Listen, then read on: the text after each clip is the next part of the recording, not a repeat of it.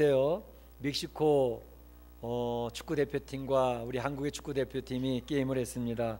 상당한 기대를 가지고 보셨을 텐데 저희들의 기대가 완전히 산산이 무너졌습니다.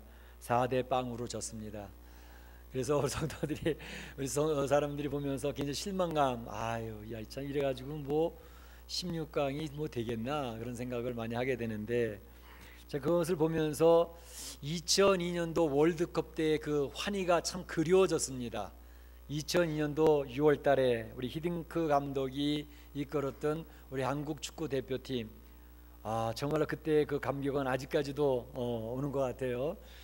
저도 어제 다시 한번 그때 그것을 잘 봤는데, 그 특별히 16강전에서 이탈리아와 이제 게임을 하는데 전반 후반 1대1로 끝났죠. 그래서 연장전에 들어가 가지고 이제 골든골, 그때는 먼저 골 하나만 집어넣으면 이기는 겁니다. 그래서 골든골이죠. 그래서 마지막 연장전을 하는데 우리 안정환 선수가 멋진 헤딩으로 반지의 제왕, 그래서 골인을 넣는데 그때 그 감격, 정말 그 운동장의 붉은 악마들 뭐 굉장했습니다. 우리 국민들의 스트레스를 확 풀어주면서 굉장히 큰 감격을 느끼게 해줬는데요. 그때 기자가 와서 히딩크 감독에게 물었습니다. 도대체 목표가 어디까지입니까? 그 목표를 우리에게 말해줄 수 없습니까? 이렇게 기자가 물었더니 히딩크 감독이 빙긋이 웃으면서 기자에게 이야기합니다. 당신이 원하는 것은 무엇인가? 당신이 원하는 것은 무엇인가? 그러니까 어디까지 올라가면 좋겠어? 이렇게 묻는 거죠. 당신이 원하는 것은 무엇인가? 오늘 본문의 말씀 보게 되면 바로 내가 원하는 것이 무엇이냐 물으시는 분이 나옵니다.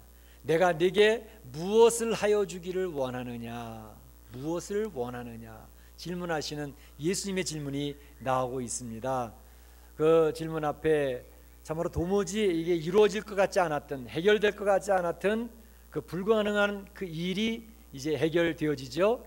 소경이 그 눈을 뜨면서 할렐루야, 하나님 앞에 찬양하고 영광 돌리는 그러한 감격적인 장면이 오늘 성경의 본문에 있는 내용입니다.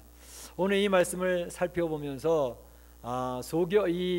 이 소원을 이야기했던 이 사람은 누구였으며, 또 이 소원을 이야기할 때 그 소원을 어떻게 해서 그 소원을 이룰 수 있었는가 하는 것과, 또 소원을 이루는 그 현장에는 어떤 일이 벌어졌는가 하는 것들을 몇 가지 간단하게 살펴보면서 하나의 은혜를 나누고자 합니다.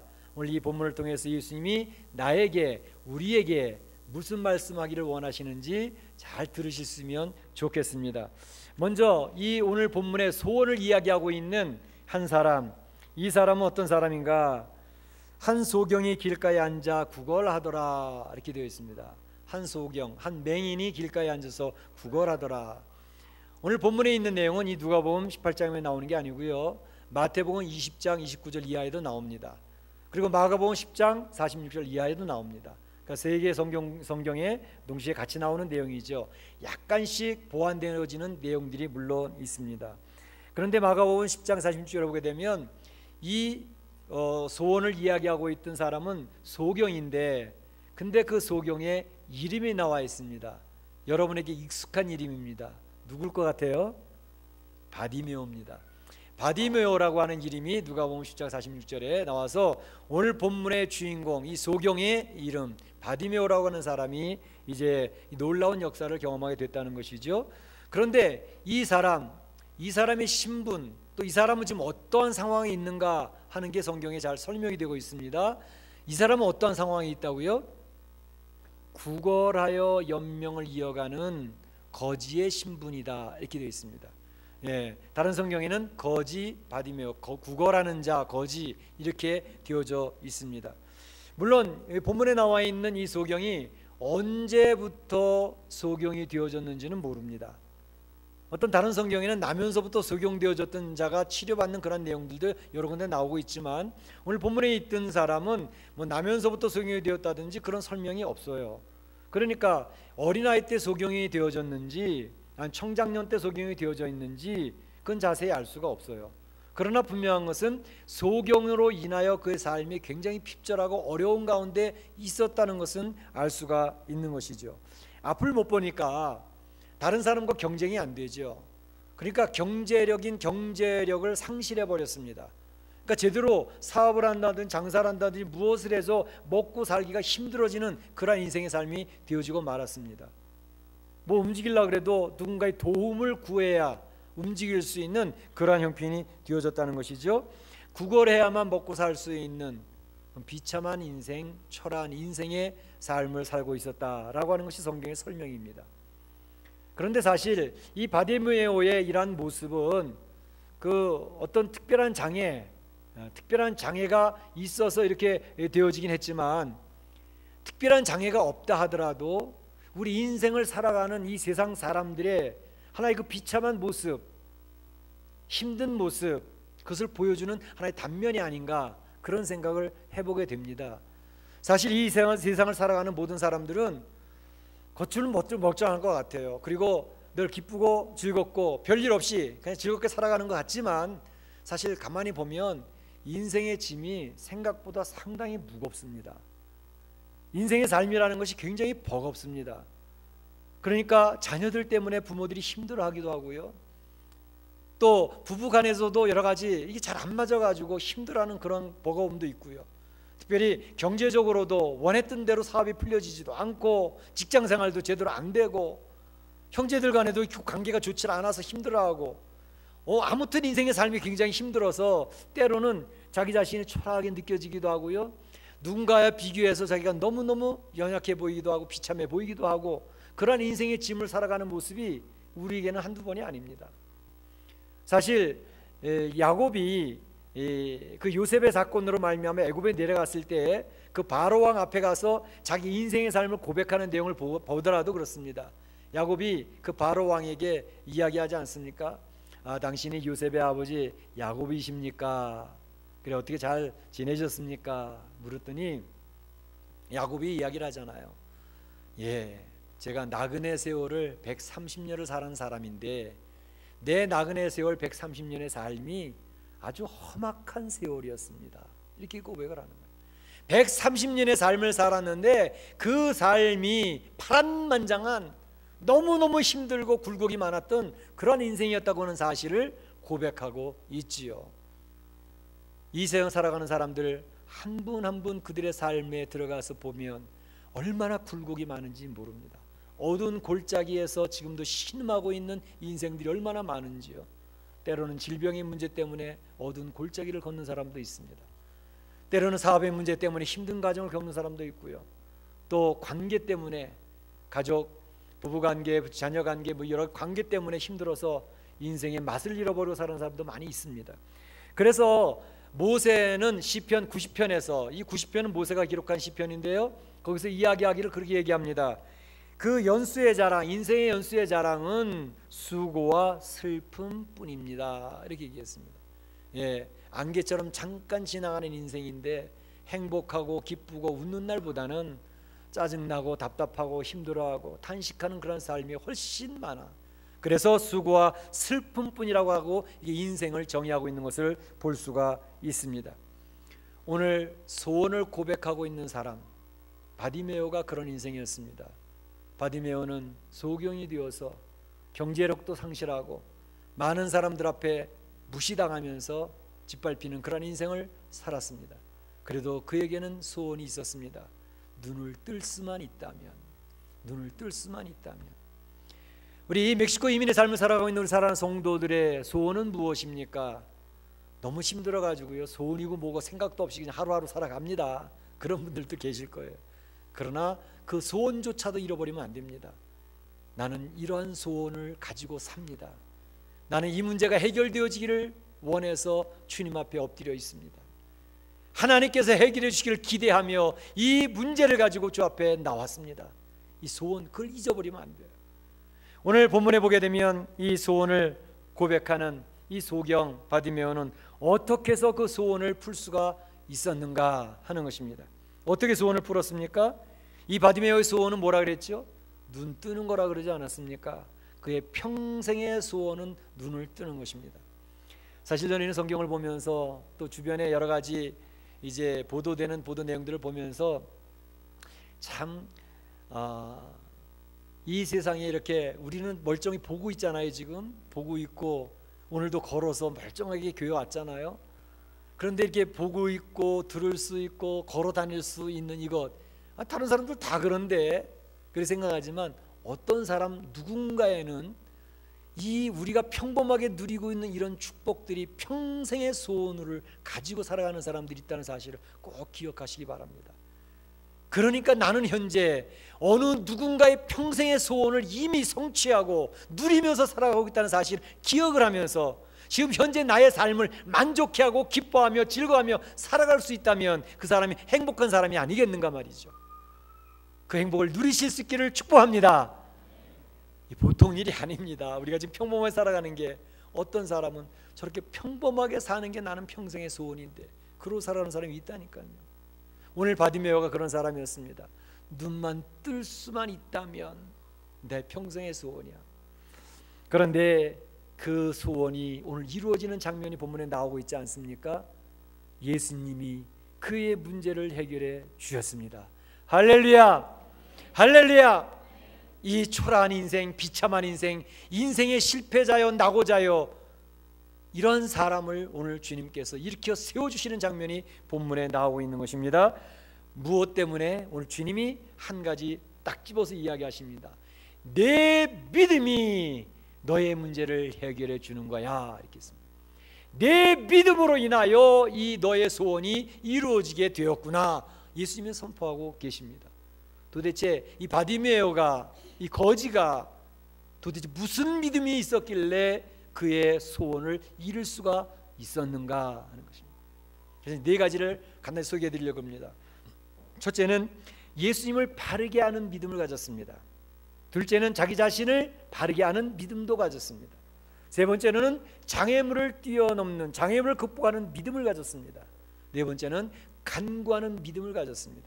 잠깐 설명해 드리면, 예수님을 바르게 보는 믿음을 가졌다고 하는 것은, 예수님을 바르게 고백하는 믿음을 가졌다고 하는 것은 뭐냐? 오늘 본문에 보게 되면요, 이 바디메오가 예수님을 향하여 다윗의 자손 예수여, 다윗의 자손 예수여 하고 두 번이나 힘차게 불러대는 것을 볼 수가 있습니다. 바디메오가 이제 다른 날과 마찬가지로 그 구석에 앉아가지고 동전 몇 입을 받으면서 구걸을 하고 있는 상황이었습니다. 근데 보통 때하고 달랐습니다. 왜냐하면 웅성웅성 소리가 나는데 많은 군중들이 자기 앞을 지나가는 그러한 낌새가 느껴졌던 것이죠. 아니, 이게 도대체 무슨 일이지? 어제하고 다른 날인데? 그 옆에 있는 사람이 여보시오, 여보시오, 지금 내 앞에 무슨 일이 벌어지고 있습니까? 왜 이렇게 시끄러운 거, 왜 이렇게 사람이 많습니까? 그랬더니 지금 이 당신 앞에 나사렛 예수라고 하는 사람이 지나가는데 많은 사람이 그를 따라가느라고 이렇게 지금 시끄러운 거요 라고 얘기를 했습니다. 나사렛 예수요? 다른 사람들은 지금 예수님을 호칭하기를 나사렛 예수라고 소칭을 하고 있지요. 그런데 이 바디메오는 그 예수라는 이야기를 들으면서 그 예수님을 호칭하기를 어떻게 호칭합니까? 다윗의 자손 예수요, 다윗의 자손 예수요. 나사렛 예수라는 말과 다윗의 자손 예수라는 것은 큰 차이가 있습니다. 나사렛이라고 하는 말은 지금 우리가 소위 말하면 그 촌사람이라는 뜻입니다. 서울에서도 시골에서 이름도 잘 모르는 시골에서 이렇게 올라오면 너 촌동네에서 왔구나, 그리고 사람들이 웃고 그러지 않습니까? 나사렛이라고 하는 것은 당시에 예루살렘이나 여리고처럼 큰 도시가 아니고 사람들도 잘 모르는 시골 구석입니다. 그러니까 나사렛이란 이름을 붙일 때에는 약간은 예수님을 경멸하고 멸시하고 무시하는 듯한 그런 뉘앙스가 포함되어져 있는 것입니다. 누가 얘기한 것처럼 나사렛에서 무슨 선한 것이 나겠느냐 이렇게 얘기하지 않습니까? 나사렛이라고 하는 말은 별 볼 일 없는 사람들 사는 동네, 그러니까 촌사람들 사는 동네, 뭐 이런 식의 의미입니다. 그런데 오늘 본문의 바디메오는 그 예수라는 말을 들으면서 다윗의 자손 예수여라고 얘기를 하죠. 다윗의 자손이라는 게 무슨 뜻인데요? 구약 성경에서 이 이스라엘 백성들은 그들이 힘들고 어려울 때마다 늘 메시아를 그리워했습니다. 메시아가 오셔서 자기네들을 독립시켜주고 자기들을 보호해주고 잘 지켜줄 것을 늘 기대했습니다. 그때마다 선지자들은 메시아를 이야기할 때 그 메시아는 다윗의 후손 가운데서 온단다 라는 말씀을 계속 선포했던 것이죠. 그러니까 메시아는 다윗의 자손, 다윗의 후손 가운데서 온다는 것이 구약 생활을 했던, 구약을 알고 있는 사람들에게는 보편적인 지식이었던 거죠.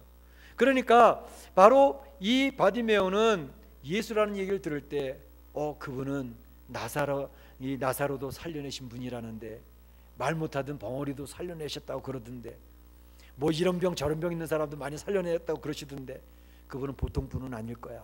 그분은 분명히 메시아임에 틀림없어. 그러니까 다윗의 자손이 맞지. 그의 거지로서 구걸하고 살았음에도 불구하고 예수라고 하는 소문을 들으면서 그의 마음속에는 예수는 메시아라고 하는 사실을 확신하면서 예수님에 대해서 바른 고백을 하고 있는 것을 볼 수가 있습니다. 그러니까 예수님이 지나갈 때 다윗의 자손 예수여, 다윗의 자손 예수여, 나를 불쌍히 여기소서, 이렇게 외치고 있었던 것입니다. 우리 신앙생활 할 때요, 예수님에 대한 신관, 예수님에 대한 우리의 시각이 어떠하느냐에 따라서 신앙생활은 완전히 달라집니다. 이단과 바른 신앙인과 그 구별도 예수님에 대해서 어떻게 믿느냐에 따라서 이단이 갈라지기도 하고 바른 신앙인이 되어지기도 하는 것이죠. 그러니까 예수님에 대한 신앙 고백이 똑바르고 바라야 됩니다. 예수님은 우리의 죄를 걸머지신 분이십니다. 그 죄를 철회하기 위해서 십자가에서 나를 위하여 돌아가신 분이십니다. 희생하신 분이십니다. 그 죽은 걸로 끝나는 게 아니라 3일 만에 다시 살아나신 부활에 전능하신 하나님이십니다. 그리고 우리에게 오셔서 지금도 이 예배 중에 임재하셔서 성령으로 우리 중에 임재하셔서 우리의 예배를 기쁘게 받으시는 분이 주님이라는 사실을 믿으시기를 축원합니다. 이 예배가 그래서 중요한 거예요. 목사하고 성도들 만나서 목사는 설교하고 성도들 설교 듣고 그냥 가는 거 아니라니까요. 이 예배의 주인은 예수님이십니다. 이 예배는 성령님이 지금 이 모든 공기까지도 주장하고 계십니다. 그래서 우리 성도들이 마음을 다해서 드리는 찬양을 우리 하나님이 받으시는 것입니다. 그 속에서 새 생명이 탄생하고 병들었던 심령들이 회복되어져서 건강하게 회복되어지고, 그 주님 앞에 다시 결단하고 다짐하면서 내가 주님 자녀답게 살래, 이 세상 살면서 하나님의 살아계신 것을 고백하고 간증하면서 살래, 지난 한 주간은 내가 실패했지만 다음 한 주간은 하나님의 자녀답게 살고 싶어, 그걸 결단할 때 이 예배는 살아있는 예배가 되는 것입니다. 주님이 기뻐 받으시는, 주님과 교통이 이루어진 살아있는 예배가 되는 것입니다. 그것을 위해서 저는 기도하고 있습니다. 이 예배에 주의 영광이 선포되어지기를 원합니다. 하나님이 하나님 되심을 성도들이 깨달으면서 그 하나님 앞에 기쁘게 찬양을 올리는 그런 예배, 살아있는 예배가 되어지기를 저는 기도하고 있는 것이죠. 우리 사랑하는 성도들이 바로 그런 예수님에 대한 바른 고백을 하며 이 예배를 참여할 때 이 예배에 우리 주님이 얼마나 기대를 가지고 우리 찬양대에 찬양을 받고 싶어 하시고 우리 성도들이 찬양을 받고 싶어 하시고 이 세상 사람들의 찬양을 받고 싶어 하셔서 세상 사람들을 만들어 놓으셨다니까요. 이 세상 사람들을 찬양을 받고 싶어서 하나님이 하나님 되심을 이야기하고 싶어서 이 세상 사람들을 창조하셨고, 하나님이 이 세상 사람들 구별된 백성을 통해서 찬양받고 싶어서 교회를 세워놓으셨다니까요. 우리가 그 일을 안 한다면 하나님 얼마나 서운해하시겠어요. 그러니까 예수님에 대한 바른 이해가 굉장히 필요합니다. 뿐만 아니라 오늘 본문에 이 바디메오는 자신의 존재를 고백하고 있습니다. 나를 불쌍히 여겨주소서. 나는 하나님의 도움을 받아야만 살아날 수 있는, 회복될 수 있는 존재입니다. 그렇게 자신을 고백하면서 자기 죄인됨을 고백합니다. 우리가 지난 2시간을 통해서 말씀을 드렸죠. 자신을 바르게 알지 못하면 주님의 도움을 받을 수가 없습니다. 그 대표적인 사람이 바리새인 아니었습니까? 바리새인은 율법 열심히 잘 지켰다고 나는 의인이라고 자부하고 있었던 사람입니다. 그런데 예수님이 말씀하시기를 내가 율법을 열심히 지켰는데 너는 의인이 못돼 라고 얘기했어요. 오히려 저 울고 있는, 자기는 죄진 것밖에 없다고 울고 있는 저 세리는 하나님의 도움을 구하고 자기가 죄인인 줄 알고 주 앞에 엎드려 있잖아. 하나님 앞에 서 있는 사람의 자세는 자기가 스스로 의인인 줄 알고 자기 의의를 가지고 구원받으려고 하는, 하나님 앞에 자랑받고 하나님 앞에 인정받으려고 하는 그런 사람은 주님 앞에 설 수가 없어. 주님 앞에 엎드려서 나는 죄인이니 어떡합니까? 저 좀 도와주세요, 저를 붙들어 주세요 엎드리는 그 사람을 주님은 기뻐하신다. 그래서 죄인을 부르러 오셨지 건강한 사람, 의인을 부르러 온 것이 아니라고 이야기를 하셨던 것이죠. 바로 이 바디메오는 그와 같이 자기 존재의식을 알고 나는 죄인입니다, 나는 주님 앞에 설 수 없는 주의 도움만을 받아야 설 수 있는 존재입니다 라고 고백하고 있는 믿음이 있었다고 하는 사실입니다. 또 한 가지는 장애물을 극복하는 믿음이 있었지요. 사실 주님 앞에 나가려고 하니까 주변에 있는 사람들이 무시합니다. 짓눌러 버립니다. 야, 넌 냄새도 나는 거진데 뭐 주님 앞에 가려고 그래? 저리 가. 사람이 너 꾸짖으면서 이야기를 잠잠하라. 소리 좀 지르지 마. 시끄러 죽겠어. 그런 얘기를 하잖아요. 이 바디메오는 거기서 굴하지 않습니다. 아니야, 나는 예수님 만나야 돼. 그 사람들이 벽을 치고 주님 앞에 나갈 수 없고, 더군다나 소경인이 어찌 나갈 수가 있겠습니까? 그런데 소리 지릅니다. 더욱 크게 소리 질러 외치되 다윗의 자손 예수여 나를 불쌍히 여기소서. 외치니까 주님이 들으신 거죠. 오라고 그러라. 사실은 이 사람들이 장벽도 장애물이었지만 원래는 자기 마음 안에 장벽도 있었습니다. 그 안에 마음의 장벽이라는 게 무엇일까요? 자기 자신에 대한 이 자포자기, 자기 자신은 거지로 다른 사람이 멸시 천대받는 삶으로 살아가니까 그 안에는 자존감이 낮습니다. 열등감이 가득 차 있는 존재입니다. 열등감이 차 있기 때문에 뭐 조금만 건드리면 그냥 화를 내기도 하고 막 대들기도 하고 공격적이 되기도 하죠. 그리고 자존감이 낮으니까 때로는 누가 한번 무시해버리면 그래 내가 뭐 별 볼 일 있나, 내가 뭐 그런 도움을 받을 존재가 되나, 그냥 포기하고 말지 뭐. 그리고 넘어갈 수도 있는 그 안에 장벽들이 있습니다. 그런데 바디메오는 자기 안의 열등감이나 자존감을 건너뛰어서 아니야, 나는 주님을 만나면 해결받을 수 있어. 저 사람들이 막고 있어도 주 앞에 나가면 주님이 해결해 주실 거야. 그 장애물을 뛰어넘는 믿음이 있었다는 것입니다. 삭개오가 키가 작아서 주님 앞에 못 가니까 포기해버렸나요? 다음 기회에 보지 뭐. 아니잖아요. 뽕나무로 올라가면서 나는 주님을 봐야 돼 라고 올라가지 않습니까? 우리 사랑하는 성도들이 주님 앞에 나와서 예배 드릴 때에 나는 그 살아계신 예수님을 만나야 돼. 나는 그 예수님과 인격적으로 교제가 돼야 돼. 그분은 살아계신 분이라고 고백하는 사람이 우리 주변에 있는데 나도 한번 체험해보고 싶어. 그분은 살아계신 분이라는데 살아계신 주님과 나도 교통하고 싶다니까. 그 열망이 솟구쳐 나올 때 장애물을 뛰어넘을 수가 있습니다. 신앙생활은 바로 살아계신 하나님을 경험하는 것입니다.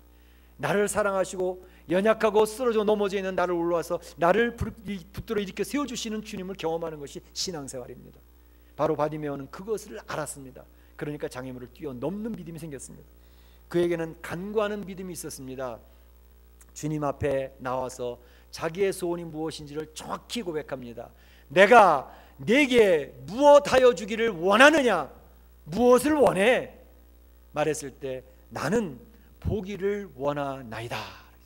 보고 싶습니다. 눈 뜨고 싶습니다. 자기 간구하는 내용이 정확하게 설명되고 있지 않습니까? 우리 사랑하는 성도들이 기도할 때 두리뭉실 기도하지 마세요. 그냥 축복해 주시고요, 그냥 선하게 인도해 주시고요. 뭘 선하게 인도죠? 뭘 축복해 줄까? 주님이 물으신다니까요. 정확한 내용을 가지고 정확하게 기도하시기 바랍니다. 그리고 그 기도 내용은 주님 앞에 열정을 가지고 간절함을 가지고 기도하시기 바랍니다. 주님이 그래야 그 기도에 귀를 기울이시고 들어주신다니까요. 우리의 기도 간절해야 됩니다. 요새 이제 생명의 삶의 세례 시작되는데 이 2월 달에는 사무엘상을 시작하는데 한나가 와서 기도합니다. 한나가 기도하는데 하나님, 나 저 분인나 때문에 너무 힘들어 죽겠습니다. 자기는 아들이 열이나 있다고 막 자랑하면서 나를 괴롭게 합니다. 내 남편이 나를 불쌍히 여기서 나를 사랑해 주니까 그 셈이 나서 더 힘들게 합니다. 하나님, 제발 제게도 아들 하나 주세요. 아들 하나 주세요. 하나님이 허락하시면 하나님의 사람으로 잘 키워내겠습니다. 그렇게 기도하는데 하나님이 그를 사랑하사 그를 기억하사 응답해 주시잖아요. 하나님 앞에 우리 기도할 때요, 우리 하나님이 내 기도를 들으신다고 하는 확신을 가지고 기도하는 것과 들으시면 좋고 안 들으시면 할 수 없고 응답되면 좋고 응답 안 되면 할 수 없고 그렇게 기도하면 백날 해봐도 소용없어요. 우리 주님은 주님이 내 기도를 들으시고 응답해 주시는 참 좋으신 하나님, 살아계신 하나님은 확신을 가지고 기도하면 달라진다니까요. 그것을 가지고 기도하셔서 간구하는 믿음이 있으시기를 주의 이름으로 축복합니다. 그런 성도가 되었을 때 오늘 바디메오의 그 놀라운 소원이 성취되는 현장에 어떤 일이 벌어지는가 보세요. 바디메오가 펄쩍펄쩍 뛰며 즐거워합니다. 하나님께 영광을 돌려가로되, 하늘 살아계신 하나님을 경험하면은요 뛰지 않을 수가 없어요. 놀라지 않을 수가 없어요. 도무지 불가능해 보였던 일이 하나님의 역사를 통해서 이루어진 걸 경험하는데 어떻게 잠잠히 있을 수가 있겠습니까? 성도들이 성도 생활하는 참맛을 느끼는 것은 바로 거기에서 비롯됩니다. 신앙생활하는데 기도하는데 내가 기도하는 것들이 응답됐어요. 하나님께서 나 삶을 인도해 주시는 것을 내가 지금 경험하고 있어요. 그 하나님 너무너무 주신 하나님이라고. 우리 예배 시간만 기다려진다니까요. 빨리 가서 하나님 앞에 예배 드리고 싶어서, 하나님 앞에 목청 터져라 찬양하고 싶어서 하나님을 경험한 사람은 예배를 사모하고 나옵니다. 그런 일이 바디메오에 벌어졌습니다. 뿐만 아니라 그 주변에 있던 많은 사람들이 바디메오의 그 눈뜨는 현장을 보면서 많은 사람들이 백성이 다 이를 보고 하나님을 찬양하니라 그랬습니다. 백성이 그 역사를 보고 찬양을 했다 그랬습니다. 바로 하나님은 우리 성도들에게 역사하시는 하나님을 경험하면서 믿지 않는 사람도 모르는 사람들이 여러 성도들을 통하여 찬양 드리는 것을 보고 싶어 하시는 분입니다. 그것을 경험하기를 원하시는 것입니다. 그리고 그 하나님 역사를 경험하는 개인에게는 어떤 일이 벌어지냐면 이제는 주님이 나의 주님이십니다. 예수님이 나의 주님이십니다. 이것이 나의 간증이요, 간증이라고 고백을 하면서 우리 주님 앞에서 살아가고 싶어하는 그런 열망이 생기게 되는 것입니다. 사랑하는 성도 여러분, 우리 오늘 본문의 말씀을 보시면서 나의 소원은 무엇인지, 내가 지금 풀려져야 할 문제는 무엇인지를 정확하게 주님 앞에 고백하시길 바랍니다. 그 네 가지 믿음 주님 앞에 바른 고백을 하시고 내 자신이 어떤 존재인지를 아시고 장애물이 혹시 외부적으로나 내부적으로 있다 하더라도 뛰어넘으시고 그 간구하는 간절함을 가지고 간구하셔서 응답 받으셔서 참으로 내 심령이 뛰어 예배를 사모하며 찬양드리는 그러한 성도, 그리고 주변 사람들이 나의 일어나는 일들을 바라보면서 놀라는 역사, 찬양드리는 역사. 그런 나는 마음에 다짐하기를 내 남은 세월은 예수님을 주인 삼고 살아가리라 다짐하는 그런 역사가 있어지기를 주의 이름으로 축복합니다. 축원합니다. 이 시간에 다 같이 한번 기도하기를 원합니다.